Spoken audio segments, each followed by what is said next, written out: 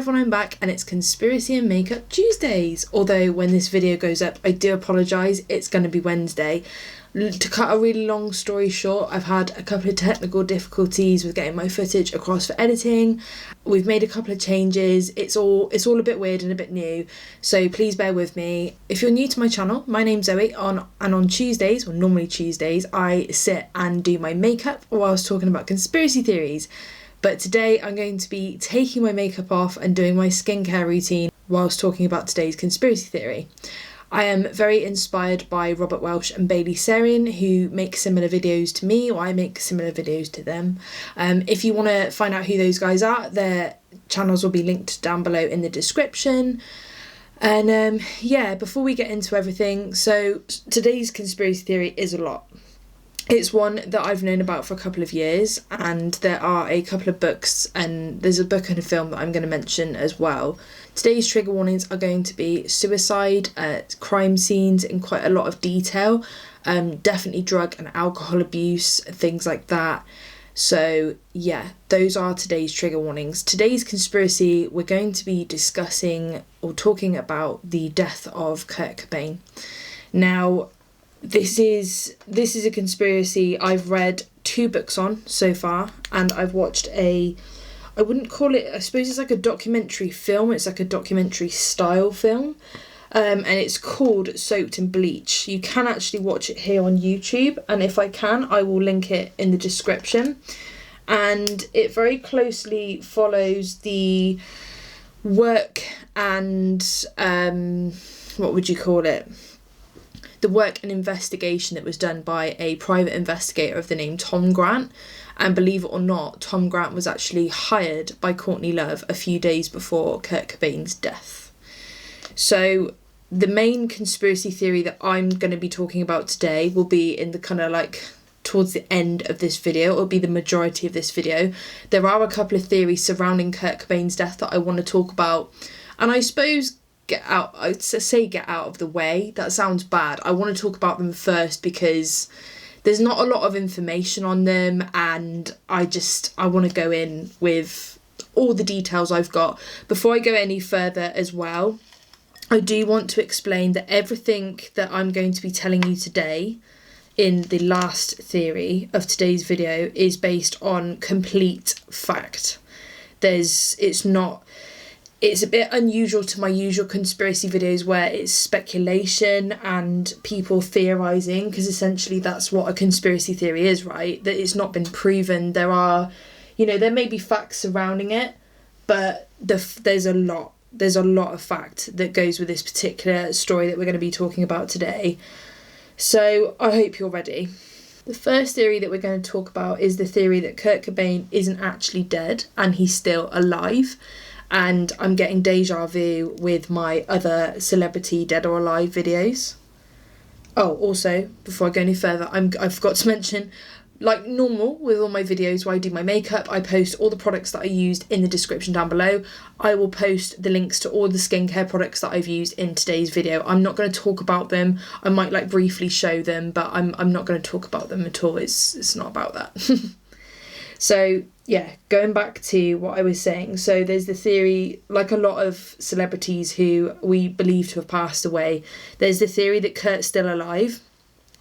Shortly before the time of his death, he wasn't in the best place, but based on accounts of friends and people that were interviewed, Kurt wasn't necessarily suicidal. He just wanted to leave the music industry, and fame got on top of him. He was under a lot of pressure, and recently before he died, turned down a Lollapalooza deal, which would have made him, I believe it's either 11.5 million or something like that, $11.5 million, and he turned that down. I couldn't really dig up a lot on this, other than it's just what some people think. But I have heard before that there is the theory that he went to run away. He tried to get away from everything and everybody and went to go and live with his grandfather, who he's really close to. But I'm pretty sure I've seen footage of his grandfather being interviewed in a documentary, and I can't see it. I think he was the most upset, as he was probably one of the family members who was closest to Kurt. I think he was really upset, and I honestly don't I don't believe for a second that that's true, but I'm just giving it to you as one of the conspiracy theories surrounding Kurt's death. I'm really sorry if I keep looking at you like this. Taking off eye makeup with oil cleanser is really nice, and it literally melts it all away. But my God, does my vision go really blurry. The second theory that I have to talk to you about is the theory that's actually a conspiracy, or I wouldn't say a conspiracy theory, but it's somebody's belief who is very heavily linked to this story already, and that is Courtney Love. Courtney Love herself speculated, and she spoke out to the media, that she believed that Buzz Osborne was responsible. He basically killed Kurt Cobain. She made claims that he was obsessed with her and her family for many, many years. Apparently there's footage out there of him running after a taxi that he believed that she was in. So if you're interested in any of the information that I'm about to talk to you about, it to do with this theory of I'm just going to say it, the theory that Kurt Cobain was murdered and didn't commit suicide, I highly recommend you read this book. So it's called The Mysterious Death of Kurt Cobain, Suicidal Murder, You Decide, and it's actually written by the private investigator that was hired by Courtney Love, Tom Grant. So that's a really interesting one. And again, there's a documentary, it's called Soaked in Bleach. I think I said before, link it in the description. So the information that I am going to be reading to you is information that is fact, and it is sourced from this book, but this is, so if you type in Kurt Cobain, or Cobain, I think it's called Cobain case, onto Google, you will find Tom Grant's actual website. And if you're interested, you can go onto that website and you can listen to actual recordings of conversations that were held between Tom and Courtney Love. So you can hear everything there for yourself, and none of this is speculation, none of this is comment on her character per se. It's the facts and it's the information that was there and why the whole case looked really strange. So let me explain the entire scenario for you, because you're probably quite confused. So that was my, I don't know if the mic just picked that up. In front of me I've got a bowl of warm water and my little face flannels, and it just made the weirdest noise. Okay. Before Kurt was found dead, him and Courtney weren't having the best time in their marriage. I think it's pretty safe to say.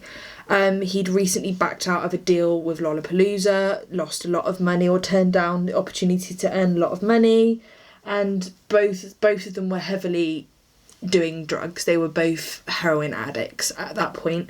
Kurt had kind of spouts with drugs before, like it was just a whole big mess. And he basically contacted I think she's his attorney, Rosemary Carroll. He contacted her and he asked her to make changes to his will, but unfortunately those changes were never made. And the changes that he made to his will were to have Courtney Love removed. He also stated that he would like to start divorce proceedings. But weirdly enough, that same week, Courtney Love got in, because they both used Rosemary for the same reasons. Courtney herself got in touch with Rosemary and asked if her previous prenuptial agreement could be voided, and she also asked Rosemary to find her the most meanest and vicious divorce lawyer that Rosemary could find. I'm pretty sure that this is after, but Courtney actually held an intervention for Kurt about his drug use and everything like that with his family.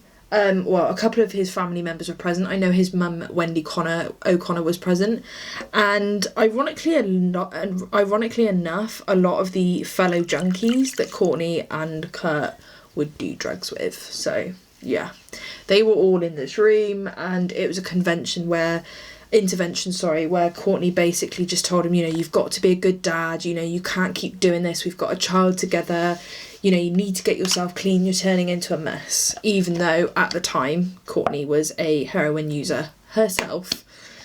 That all happened, and yeah, there's not a lot of information on it as to who was present and things like that, but it went ahead.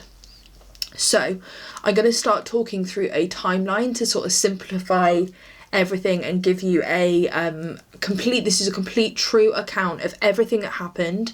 So this is from Tom Grant's perspective, and basically all of the work that he did, everything he found out, this is literally as everything happened in real life. Every piece of information I'll give you will be a fact. It is facts as well. So yes. So on March 26th, Courtney left Seattle and she checked into stay at the Peninsula Hotel near Beverly Hills. I think it's in Beverly Hills. March 30th, Kurt and his best friend Dylan Carson purchased a shotgun.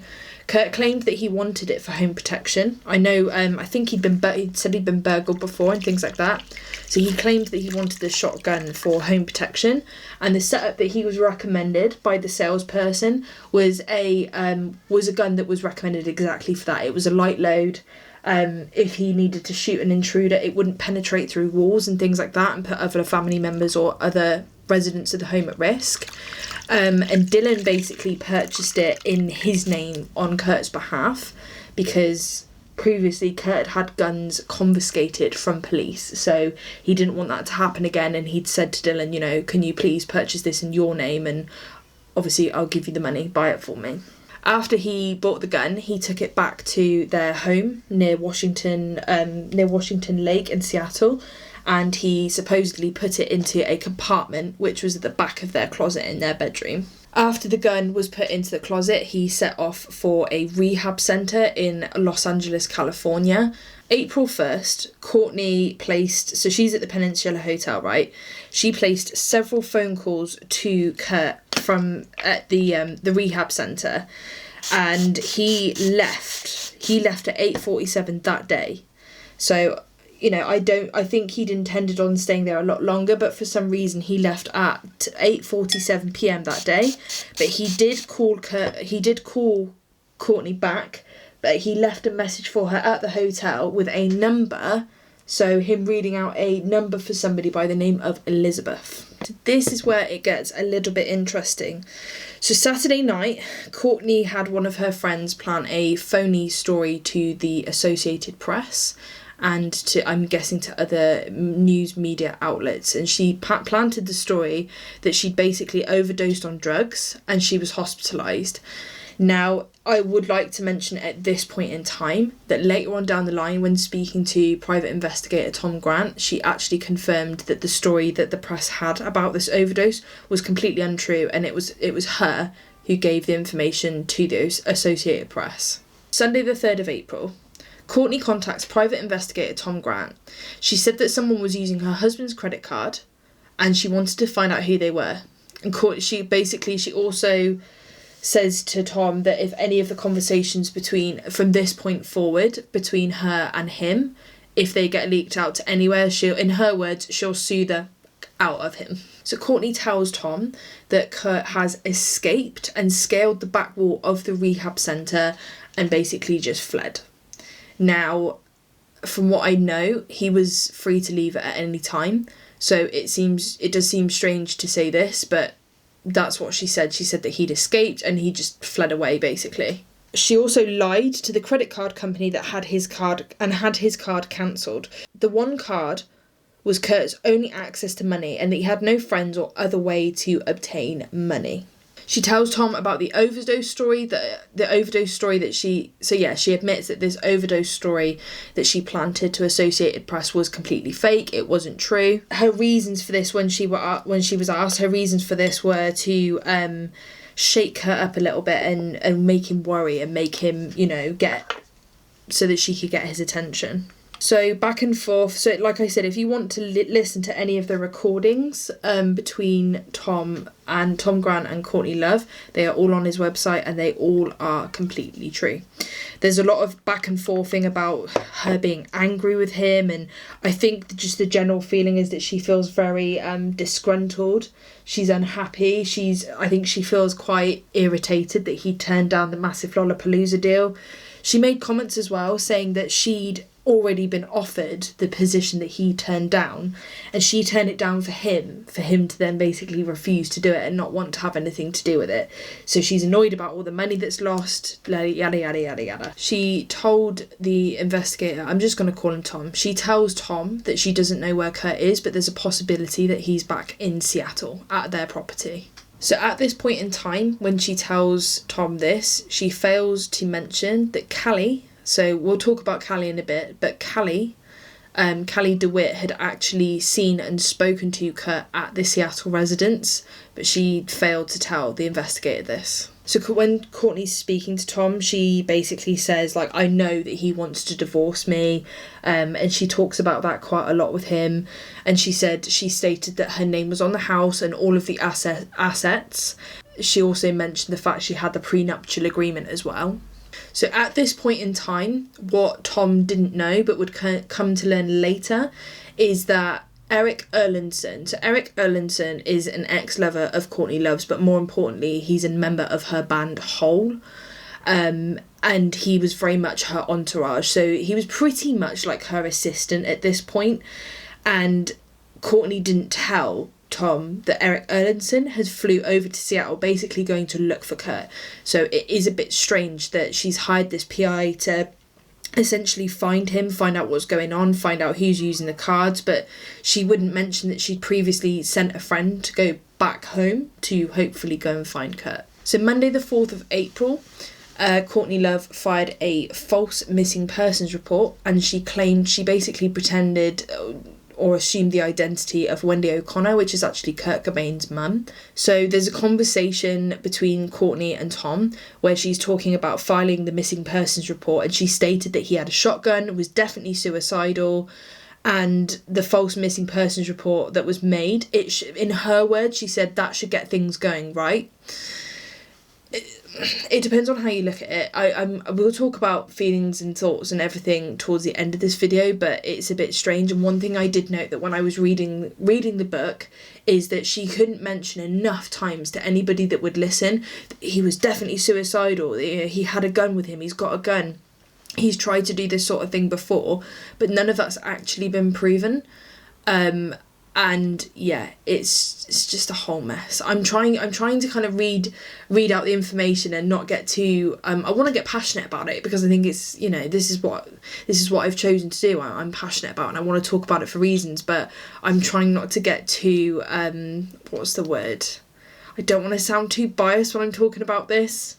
We'll talk about all my feelings and stuff towards the end. So Tom Grant actually got confirmation from the credit card company that somebody was still attempting to use Kurt Cobain's credit card at this point.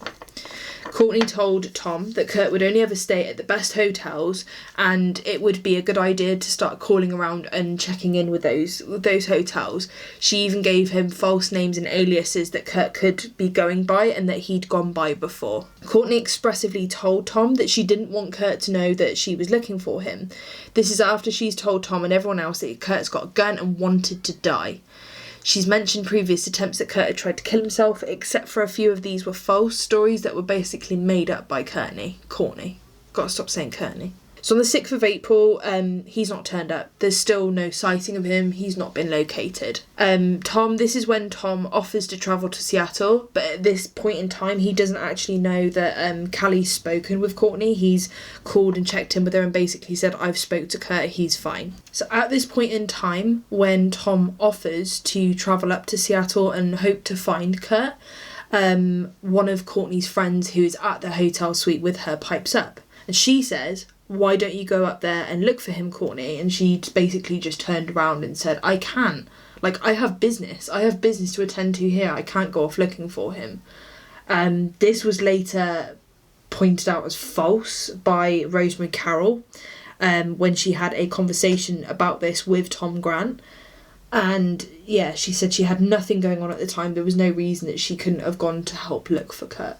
So going back to it, Tom says basically don't tell anybody, don't tell anyone that I'm looking for Kurt. I don't want him to be given the heads up, I don't want him to suddenly flee. The important thing is that we locate him.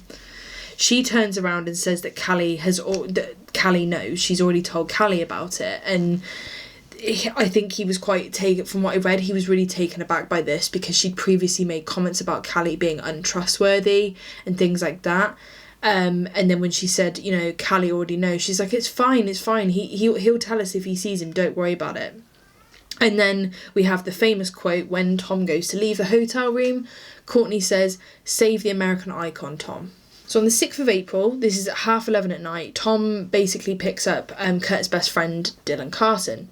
Before the search, Tom asked Dylan if Kurt was suicidal, and Dylan stated no, not at all. He's under a lot of pressure, but he's handling things pretty good. Dylan told Tom that the Rome incident, so we'll mention the Rome incident, we'll go back and talk about that a little bit more if you're confused. Dylan told Tom that the Rome incident was an accident when asked about it and was not a previous suicide attempt that Courtney had stated that it was. Dylan mentions the shotgun that he and Kurt brought together and validated that it was a gun that Kurt wanted to buy for his own protection. Kurt had Dylan purchase the gun under Dylan's name as he didn't want the gun to be confiscated by the police like other guns that he'd owned previously.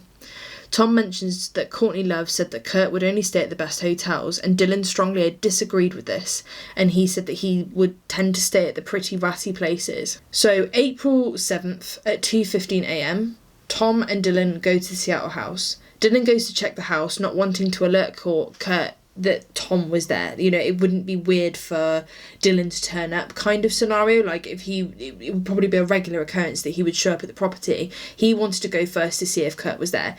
But 5 minutes later, he came back to the car and said no one's home. The pair gained access through an unlocked kitchen window. And Dylan made a comment stating that he'd never seen the house so clean before. A TV and an unmade bed was in one of the rooms, and Dylan confirmed that this was Callie DeWitt's bedroom. Dylan never mentioned the greenhouse above the garage to Tom Grant, and Tom Grant didn't notice as it was dark and raining. He later finds out from Rosemary Carroll, so this bit here, my God. To this next bit, if you're sceptical at all, and you're still not sold, and I'm not trying to sell you to believe this, but this will probably make most people think, this next part. So, the greenhouse. Rosemary Carroll had said to Tom Grant at a later point that she overheard Courtney Love speaking to Dylan on the phone at the same time as this conversation is going down. So the whole situation with Rosemary Carroll overhearing Courtney say to Dylan implicitly, check the warehouse, is very strange. So after this, Tom Grant took Dylan home and checked into a hotel to sleep. The pair resumed the search on the 8th in the morning, and they didn't find anything. They spent most of the day going around Seattle to Kurt's most visited hangouts and things like that.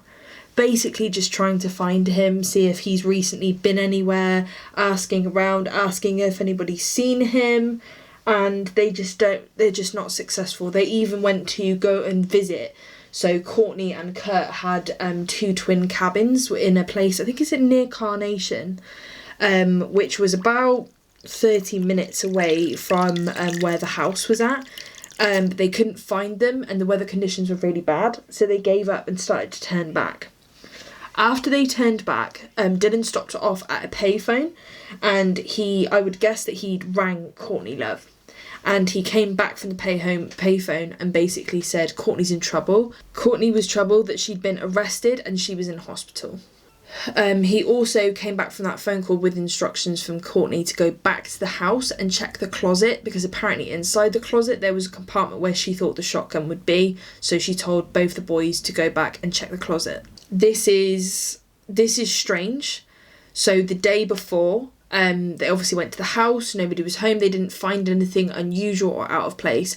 They then go back to the house at 9:45, and the reason they're going back to the house at 9:45 is because they want to go and check the little compartment inside the closet, try and find the shotgun. So they get to the bottom of the stairs and there is a note which is addressed to Kurt from Callie DeWitt, and the note says, Kurt, I can't believe you managed to be in this house without me noticing. You're a fucking asshole for not calling Courtney and at least letting her know that you're okay. She's in a lot of pain, Kurt, and this morning she had another accident and now she's in the hospital again. She's your wife. She loves you and you have a child together. Get it together and at least tell her that you're okay. She's going to die. It's not fair, man. Do something now. So Tom basically says, that wasn't there before, was it? Confirms to Dylan that wasn't there. He puts the note back. I'm not too sure if he took a copy of it. I don't know if he would have been able to take a copy of the note, but that's what the note said. Callie claimed that he was barely at the house from Monday onwards, so that's something else to mention. That was part of his testimony. That's what he said. He was barely at the house from Monday onwards. Friday the 8th of April 1994, Tom and Dylan went to a gas station before heading back to the Washington Seattle property. Dylan stopped by a payphone. He said that a body had been found at the house and it was unknown as to who it was. They turned the radio on in the car and learnt that it was Kurt's body. According to Tom Grant, Dylan displayed no reaction to the news. Dylan said that Kurt's body was found in the greenhouse, and Tom Grant said, "Why didn't we look there?" And Dylan stated, "Oh, it's just a dirty little room above the garage. I think they just keep lumber in there or something." They learned from the news report that Kurt had been estimated to be dead for about 2 days, when his body was found. They also found out that someone had been trying to use Kurt's credit card that morning. So the morning that he was found dead, and they said that he'd been dead for 2 days, somebody was still using his credit card. So I don't know, from an outsider's perspective, that seems like foul play to me, but there you go. So it was at this point that Tom had learnt from the police that straight away they'd basically said that his Kurt's death was a suicide. It was pretty cut and shut. There was obviously photographs and things like that taken of his body. They identified him by his wallet. His driver's license was inside his wallet, which was next to him, and that was part of the photos. The way in which his body was found was quite unusual. So it was presumed that he'd killed himself by shotgun. And that he was also under the influence of heroin at the time of his death. And next to him, he had a box full of syringes and rubber tubing, things like that, the rubber caps that go on the ends of the needles, cotton wool, and just various drug paraphernalia. And to one side of the greenhouse, there was a little bed with plants and things. I'm really sorry, by the way, I'm just going to interrupt. If you can hear constant meowing, it's my cat. I've asked him to stop. He's a complete asshole. I really wish he would just stop. Just stop. Just shut up. Let's continue. So to the side of the greenhouse, there was a little planter, and inside this planter was Kurt's suicide note that had a pen stabbed through the middle of it, and that was pretty much what they'd found at the scene. I've since found out from doing research and looking into it and things like that every death should be treated as a homicide until proven otherwise. They shouldn't have walked in and just straight away gone cut and shut, suicide. There were things that were wrong with the crime scene, but we're going to get into all of those later on. Tom called Courtney, and she wasn't upset that they hadn't managed to locate Kurt before his death. She acted as though he died the night before, but didn't display any kind of upset about the fact that they hadn't successfully located his body. And then there's also a side note as well, just to mention, with the phone call so at the time that Dylan was at the payphone, that was the same time that Rosemary's over. So Courtney placed a phone call at Rosemary's house, and this was at the time that Rosemary implicitly heard Courtney Love say to Dylan Carson on the phone, "Remember to check the greenhouse." Courtney had actually asked Tom to speak to the press as well about everything that he'd not discovered or discovered in the work that he was doing, but he refused to do so. On Wednesday the 13th of April, this is when Tom and Rosemary basically have a meeting. Rosemary indicated that she felt that something was off, which was the same impression that Tom had had pretty much since the start of speaking to Courtney Love. And she said something wasn't right, and she said it didn't really make sense because to her, Kurt wasn't suicidal. He just wasn't suicidal at all. She also told Tom that Courtney had called a few weeks ago and asked to find the meanest and most vicious divorce lawyer that she could find, and she'd also asked if the prenuptial agreement that her and Kurt had could be voided. During the same time period of that call, this was when Kurt had also spoken to Rosemary and asked to start filing divorce proceedings, and he wanted his will changed and only just to have Courtney taken out of the will. Next day, Tom went to Seattle and headed over to the Lake Washington house. And when he got there, there was a couple of other people he presumed to be friends or family of Kurt or Courtney's, and Kirk Cobain's mother was there. And I think this is the bit that made me the most emotional. So everyone's talking and they say to Tom, what do you think about all of this? Because at this point, you know, it's in the news, and Courtney's saying that he committed suicide and that the police had confirmed that it was a suicide. So somebody turns around and says, what do you think about this, to Tom? He says, I don't know. What do you think? He says that to Kurt's mum. Kurt's mum comes back and says, well, I'm Kurt's mum, Wendy. I don't know. Something doesn't seem right. Why didn't Dylan look in the greenhouse? So after this happened, Courtney goes over and she puts her arm around Kurt Cobain's mum's neck and basically like gives her a hug and sort of like kisses her ear. But Tom can see her whispering something into Wendy's ear as she's walking her away from the table where everybody stood and this conversation's going ahead. And according to Tom, he says that after that day and after Courtney had done that Wendy wouldn't open up and she seemed quite sort of chilly and hostile towards him. So there are obviously a lot of events that happened after this, a lot of conversations between Courtney Love and Tom Grant. I didn't really want to get into them fully because I'm not here to talk about Courtney Love as a person. If I did, technically it would be slander, and I don't really feel like that's the right thing to do regardless of my opinions about her as a person. However, I want to talk about a couple of things that are really weird to do with the whole... So these things that I'm going to talk about are all facts, but they're the things that to me are weird about the death. And I just think, yeah, it needs to be said. So the suicide note, I'm actually going to read to you. So the suicide note had been checked over by lots of different handwriting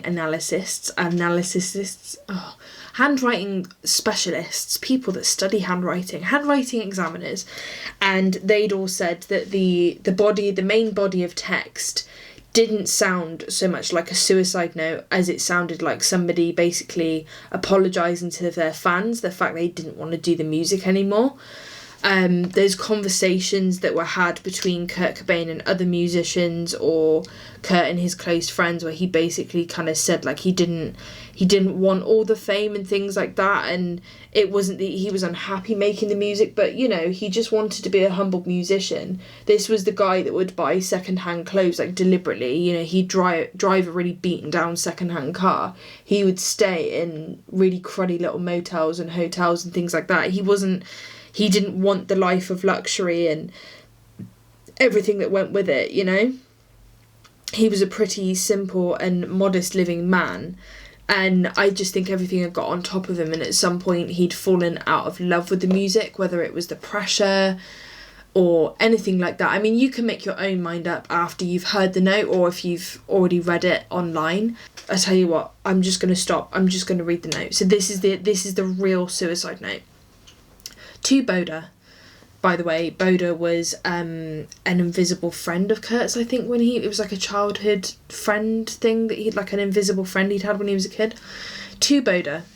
Speaking from the tongue of an experienced simpleton who obviously would rather be emasculated, infantile complainee, this note should be pretty easy to understand. All the warnings from the Punk Rock 101 courses over the years since my first introduction to the, shall we say, ethics involved with independence and the embracement of your community has proven to be very true. I haven't felt the excitement of listening to as well as creating music along with reading and writing for too many years now. I feel guilty, beyond words about these things. For example, when we're backstage and the lights go out and the manic roar of the crowd begins, it doesn't affect me in the way it did for Freddie Mercury, who seemed to love and relish the love and adoration from the crowd, which is something I can totally admire and envy. The fact is, I can't fool you, any one of you. It simply isn't fair to you or me. The worst crime that I can think would be to rip people off by faking it and pretending as if I'm having 100% fun. Sometimes I feel as if I should have a punch-in time clock before I walk out on stage. I've tried everything within my power to appreciate it, and I do, God, believe me, I do, but it's not enough. I do appreciate the fact that I and we have affected and entertained a lot of people. It must be one of those narcissists who only appreciate things when they're gone. I'm too sensitive. I need to be slightly numb in order to regain the enthusiasms I once had as a child.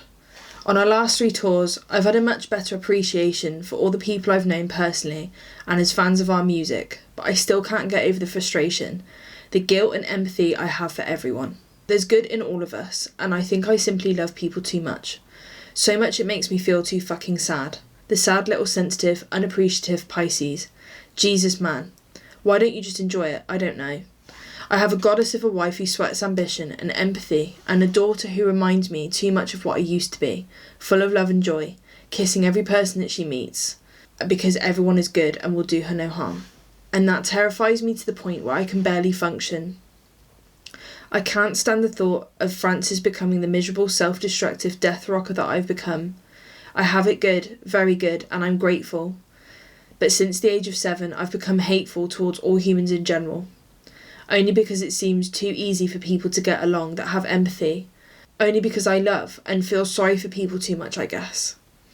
Thank you from the pit of my burning, nauseous stomach for your letters and concern during the past years. I'm too much an erratic, moody baby. I don't have the passion anymore, and so remember, it's better to burn out than fade away. Peace, love and empathy, Kirk Bain. Then we have a small piece of text at the bottom, which was the piece of text that the experts confirmed was written by a different hand, and it looks as though it's either been pastiched, so like copied, the note's been copied and pasted from different sources together, or this was simply just written on the bottom of the sheet of paper. And it says, Francis and Courtney, I'll be at your altar. Please keep going, Courtney, for Francis, for her life, which will be so much happier without me. I love you, written in capitals at the end. This is the most followed belief surrounding this suicide note, and this is the belief that I have as well. I think that letter, to me, sounds like a artist who's had his heyday. He's just done with it now, and he wants to call it a day. He wants to be done with it, and it's just he's recognised that he just doesn't have that same fire and that same burn in him that he should have. And he doesn't want to let his fans down, and he doesn't want to be a poser. He doesn't want to be somebody who just cashes in for the money, and he wants to be genuine about it. And that to me sounds like a letter that was either prepared to be put into the press, or whether he was going to read it himself, or whether he was going to have somebody else read it and give the information to the fans. I just don't know. But to me, it doesn't sound like a suicide note. And if you were, let's just say for argument's sake, you were somebody who was planning to take their own life, and you had a daughter and a wife and friends and people like that around you, I'm pretty sure that you would want to give them more than 4 lines at the end of the letter. And I'm sure he would have spoken, maybe gave reasons as to why he committed suicide. I just don't feel, it just doesn't sell to me as a suicide note. And I'm not the only person that has that feeling. There are several people that have that feeling. It just doesn't sit right with me. Something really doesn't sit right. And yeah, so that's what I'm going to say about the suicide note. I'm going to talk about a couple of other things now, which are very, very, very weird. Before toxicology even came back, so the forensic examiner who did his autopsy had already written the word suicide on the form. So forensic examiners who do the autopsies, they always keep a detailed record of their findings. Before Kurt's body even arrived for the forensic examiner to do the work and to have a look and see what was going on, he'd written suicide on it before he'd even seen Kurt's body. And the autopsy was done, and that ruling and that decision, that word of causes of death that was written as suicide, was before toxicology had even come back. When the toxicology did come back, the amount of heroin that Kurt Cobain had in his system was 3 times the lethal dose. Now, I don't know how much, I didn't know this much about drugs and heroin and the effects that it has on people, but I'm going to tell you now. As soon as that shot of heroin hits the bloodstream, you're almost completely incapacitated within a number of seconds. So for him to have had 3 times the lethal dose, and then there's the proposition that he shot himself up with heroin, he put the caps back on the needles, put them tidily away into the box to the side of him, picked up the shotgun, turned it round the right way, put his thumb in the trigger, and then shot himself whilst that amount of heroin was in his bloodstream. I don't buy it. I don't buy it. P.I. Tom Grant doesn't buy it. There are so many other people who don't buy it. There were police officers that were part of it or had looked at the case afterwards that weren't part of that kind of like inner circle between the Seattle police department. They don't buy it either. It's just, to me, I'm sorry, it's just not plausible. I absolutely don't believe that that's how it went down. It's also a bit weird as well that Courtney, so again, this is part of a voice recording that you can listen to on the CobainCase.com website. There's a voice recording where Courtney's talking about the amount of blood that was at his feet at the crime scene. Untrue. Completely untrue. And she almost, in a way, argues this with Tom Grant on the phone. She's like, yes, it was by his foot. Like, she's very, very, very adamant. A pitch did get leaked. I'm guessing that one of the news companies, media companies, had managed to get a shot of Kurt's body inside the greenhouse. It's literally, you can only see his legs, so they must have, I don't know, had a really, really good lens to be able to get this photo. There's no blood by his feet. There's no blood by his feet. The blood was at the head end where he'd shot himself or had been shot. And I find that really, really strange. The other thing I find strange as well is something that I read last night that I'm really wanted to include in part of today's video, is that when Courtney Love was over Rosemary Carroll's house at some point, she left behind a rucksack. Now, Rosemary went through this rucksack and what she found disturbed her so much that she called Tom Grant straight away. Obviously, they'd already had conversations about how they felt that something was amiss. Inside Courtney Love's backpack, Rosemary Carroll found sheets where Courtney had appeared to be practicing handwriting. Yeah. I just can't even. It's just one of those where there's just so much dodginess surrounding it. And it's all fact as well. It's not even speculation. It's not even somebody going, oh, I think that it's possible that this happened because it would be possible for that to happen. This is fact. This is fact, and the Seattle Police Department refused to reopen the case. Absolutely point blank refused to reopen it, and it's just infuriating because, I don't know, I feel like if this happened today and perhaps it wasn't a famous person or it wasn't the spouse of a famous person who's potentially lawyered up to our eyeballs, I really don't feel that it would have gone that way. It would go that way. Like, I really don't. So the electrician, basically, somebody had called, again, this in itself is weird, somebody had called to have a security light installed on the greenhouse. So this electrician had scheduled the work in and was due to start the work at 9 o'clock. This is when he found the body. So he looks through the greenhouse, he's trying to gain access, like an access point to the building, and that's when he sees Kurt's body and rings the police, as well as notifying the press. And he said in his statement that Kurt's hair appeared to be combed out. Bit unusual.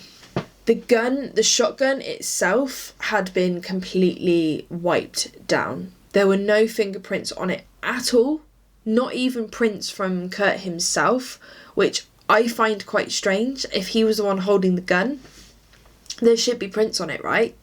No prints at all. There weren't even prints on it from the guy who sold them the gun. Dylan Carson's fingerprints weren't on it.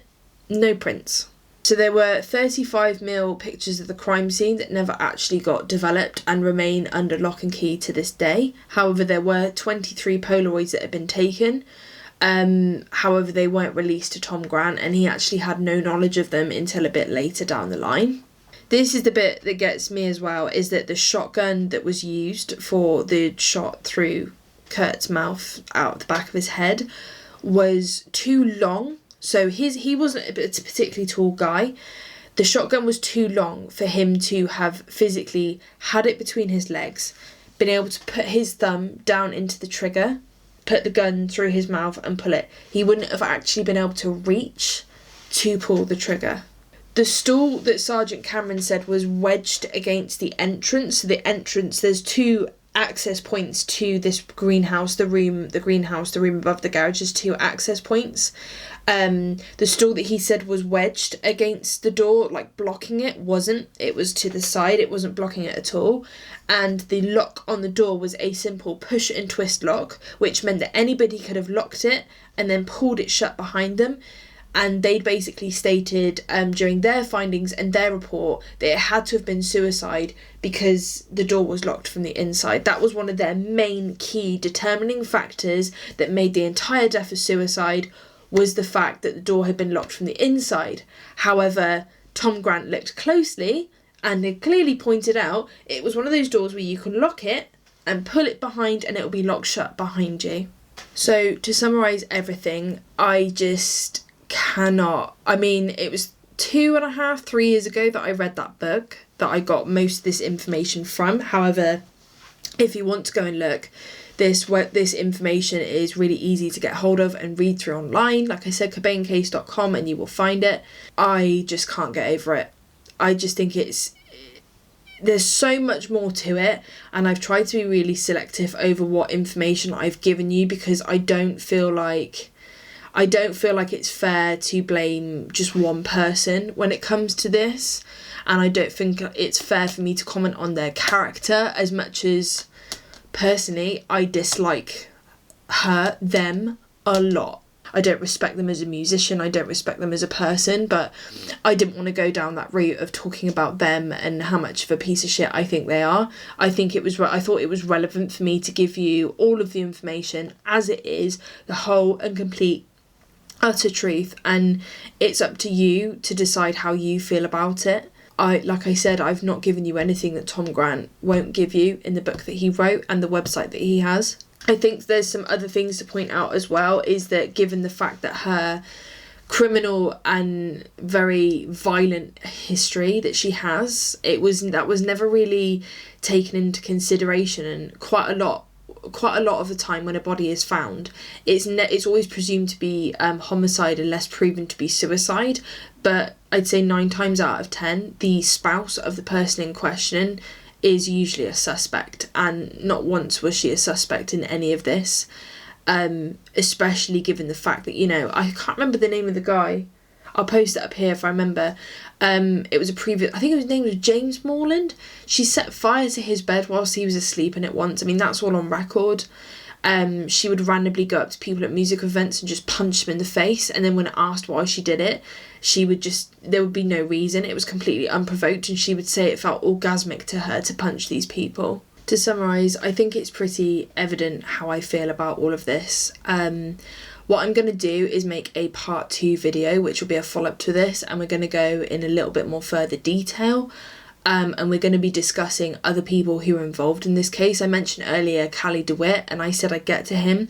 I feel like I'm going to save that for the next video, and there are other people that we're going to talk about as well, that I don't feel like it comes down to just one person. I feel like more than one person was definitely involved. I think it was a combination of people. That's if you want to go with the theory that I have, that he definitely didn't kill himself. And we're going to discuss that more in a part 2 video. I've decided that when I do my part 2 video, I'm going to go back to the traditional putting my makeup on and chatting about conspiracy, because the channel is conspire with me and makeup and all of that.